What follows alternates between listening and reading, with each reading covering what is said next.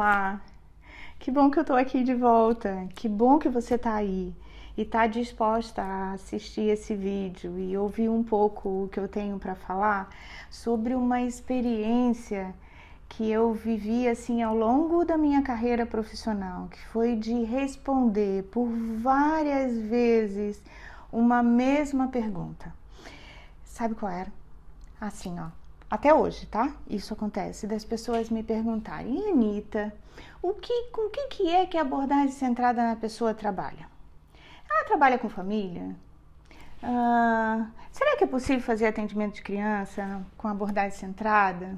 Eu vou confessar que eu sempre achei um pouco estranho essa pergunta, porque sempre que eu penso numa abordagem psicológica, eu penso que ela deve desenvolver teorias, várias teorias, que possam especificamente dar a oportunidade de oferecer assim, diferentes serviços, né?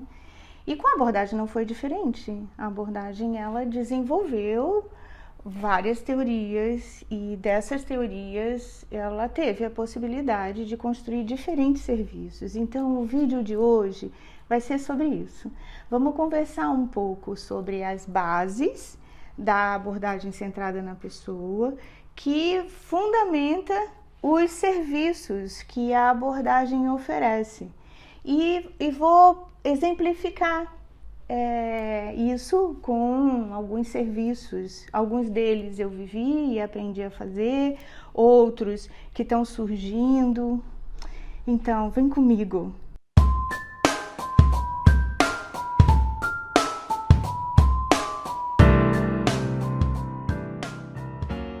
Mas antes disso, deixa eu me apresentar, porque você pode não me conhecer, né?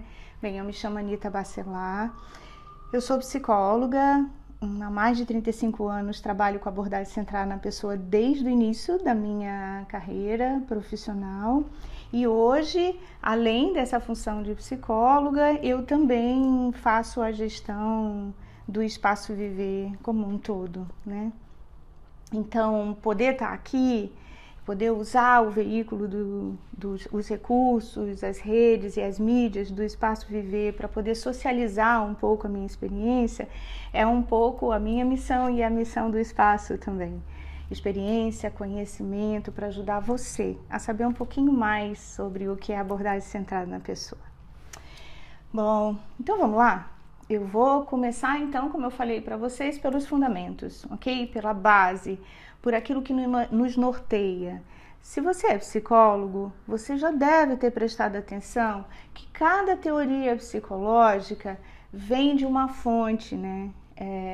Vem de uma visão de homem e de mundo. Eu já falei isso um pouco em outros vídeos, que se você tiver a oportunidade de ouvir, talvez ajude um pouco melhor você a entender o que eu estou falando dessa visão.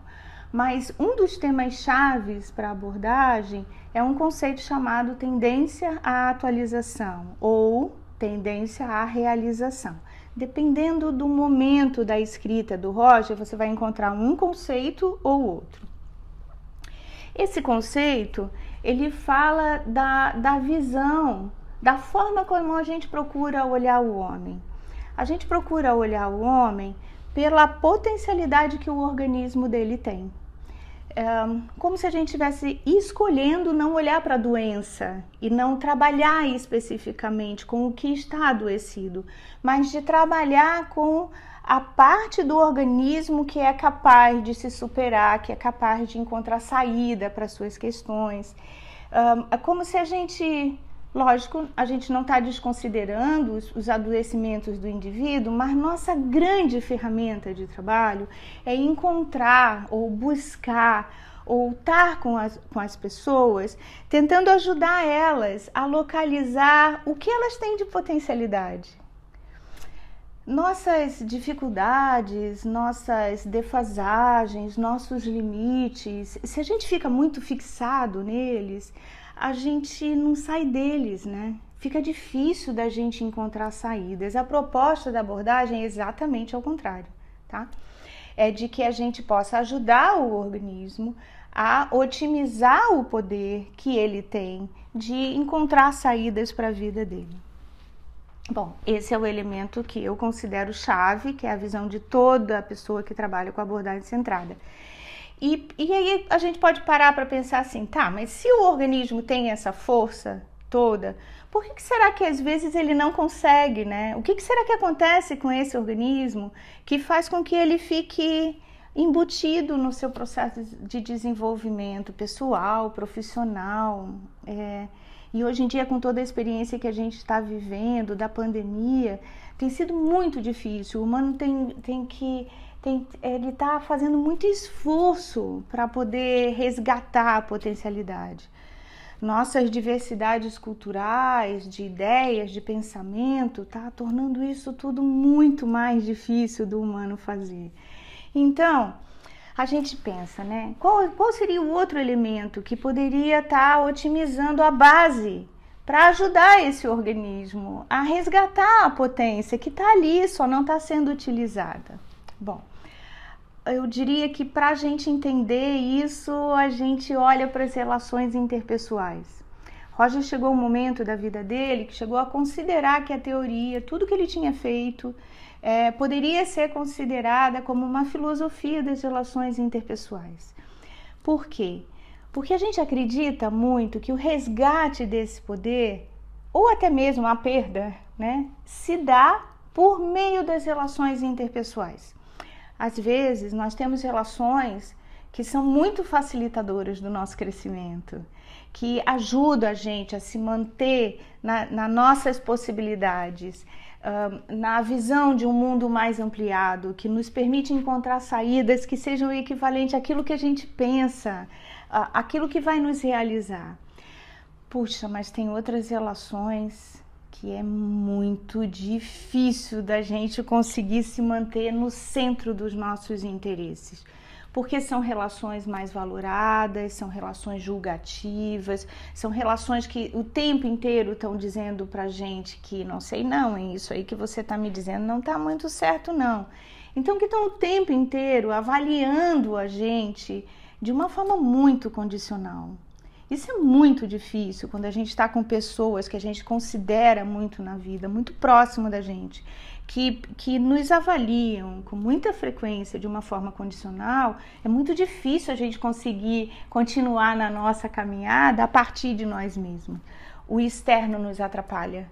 A visão do mundo e do que o mundo tem de nós mesmos nos atrapalha. Então, toda a base de trabalho da abordagem centrada na pessoa está fundamentada na construção de uma relação interpessoal que de fato tenha condição de otimizar, de resgatar, de conectar de novo a sua relação com você mesmo.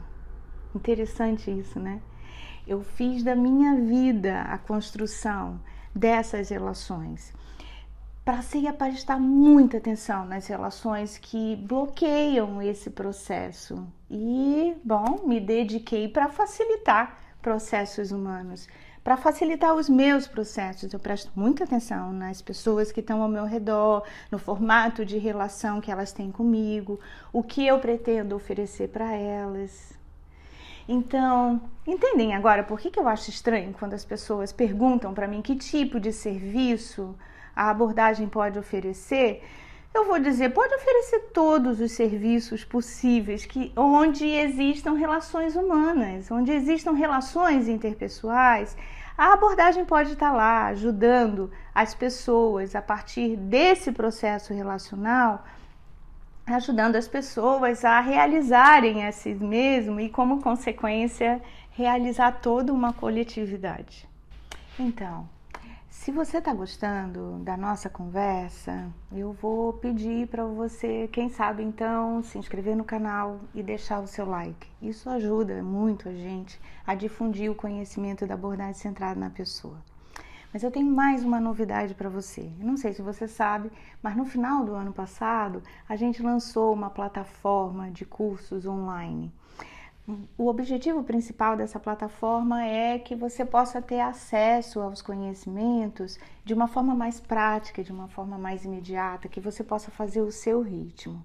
Então, se você tiver interesse em saber mais sobre a abordagem, tem na descrição aqui como você pode acessar os cursos, tem as informações necessárias para você chegar até ele.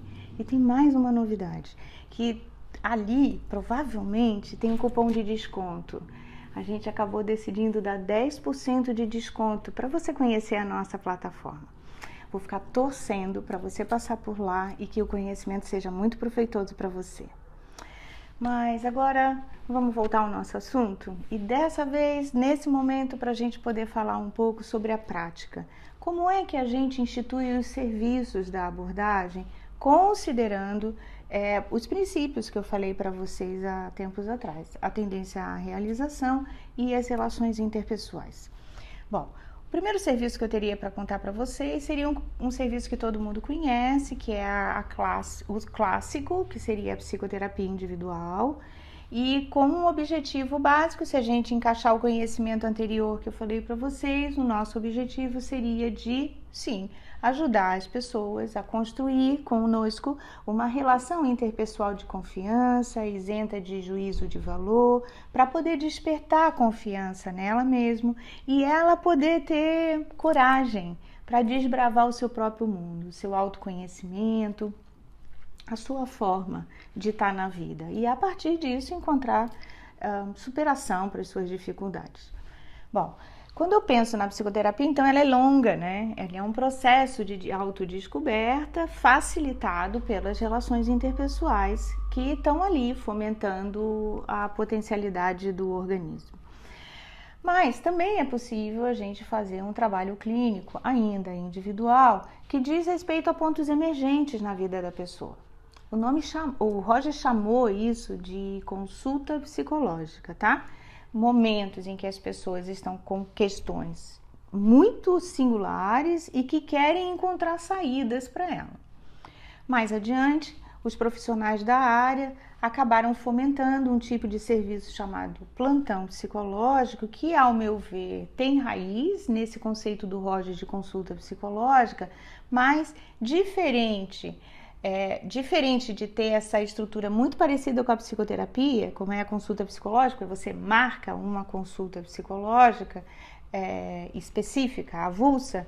Quando pensa no plantão psicológico, o raciocínio já é um pouco diferente, porque o raciocínio é o psicólogo está de plantão, as pessoas têm uma emergência e buscam o psicólogo, que vai estar lá à disposição. Ele é um serviço bem interessante, mas que demanda, né, uma organização do psicólogo para estar à disposição do cliente, então tem uma agenda para ser organizada. Eu estou falando até agora do mundo adulto, mas nós também temos o mundo da infância e da adolescência e também oferecemos serviços que contemplam essa mesma perspectiva que eu estava falando antes, tanto para a criança como para a adolescência. A diferença, talvez, quando a gente pensa na adolescência e quando a gente pensa na infância, é o recurso de comunicação.